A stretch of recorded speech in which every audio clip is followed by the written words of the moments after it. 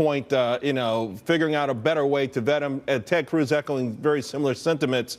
Would that be enough alone to avoid what we're seeing in Europe?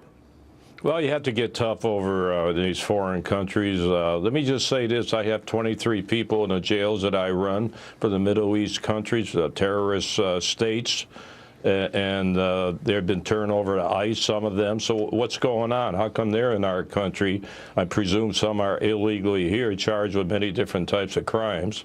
And I'll tell you one thing on Donald Trump. He was way ahead of the game. You know, he mentioned waterboarding, and everybody's going after him for that. You don't surrender. You don't negotiate with these people. You destroy them. So he's ahead of the game on the border with that fence that he's talking about. Do you think that that border is not receiving or crossing into our country some of these people from the Middle East?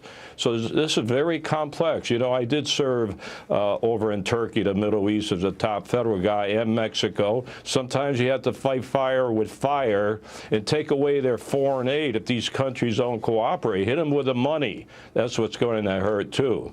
Well, Dito, today Ted Cruz said we need to have intense surveillance in neighborhoods with high Muslim populations where we know people are being radicalized. You agree with that? I totally agree with that. And, you know, to get back to Donald Trump mentioned NATO, and everyone got panicky when he says we've got to drop out of NATO.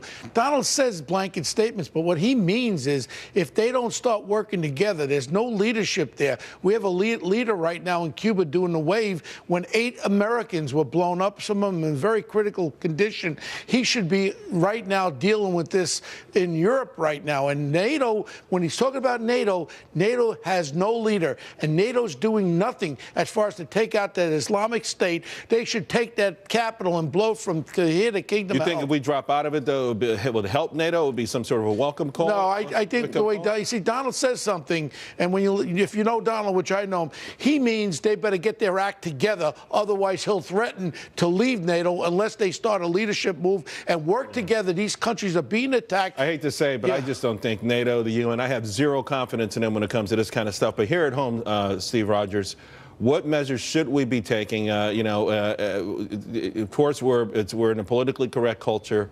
We've got a lot of rules of engagement, particularly how we deal with suspects and prisoners. But should we be enhancing our more vigorous surveillance in these neighborhoods where we know people are being radicalized? Look, first, we must face the reality, Charles, that we are living in World War III. This is a world war. That's number one. Number two, what we saw in Brussels is a prelude to what's going to happen here. We've said it time and again that it's coming. So to answer your point directly is we need to fight this not as a law enforcement type of a problem. We need to fight it as a military problem. We've got to get the military directly involved, do the bombing overseas, strengthen our police forces, strengthen our homeland. It's going to take a major multi-pronged attack. But as the sheriff said, we got to get tough, we got to get strong and play by their rules, not by ours. You know, there's one thing here that in Israel, before you go to an airport, they search your baggage. Sure. That is one thing, but you can imagine how hectic that would be to search people's bags before they get there. Because I've been at the airport. Yeah, but we saw photos today of these suspects, and it was pretty obvious they would have never made it anywhere near a counter in Israel at all. Hey, just real quick, guys. Sheriff Joe, I just want to ask you real quick. Should we also get some military help with respect to protecting the borders, or would a wall in of itself be enough? No, you don't need the military. Let's increase our border patrol. But, Bo, great I can't see you, but talking to you. Congratulations to you, Joe. Let me say this. Everybody, the cops are afraid to do anything. It's always, if they stop someone, it's racial profiling. People are afraid to call in because they'll be accused of racial profiling. That's all you hear around the country right now. Everybody's afraid to do anything. No. They're just worried about being politically correct, and that's a sad issue. Yeah, right now. We got to stop being afraid. That's the first step to getting back to where we want to be. Freedom for all of our citizens. All right, guys, you are the best law enforcement panel any host could ask for. Thanks a lot. Also coming in.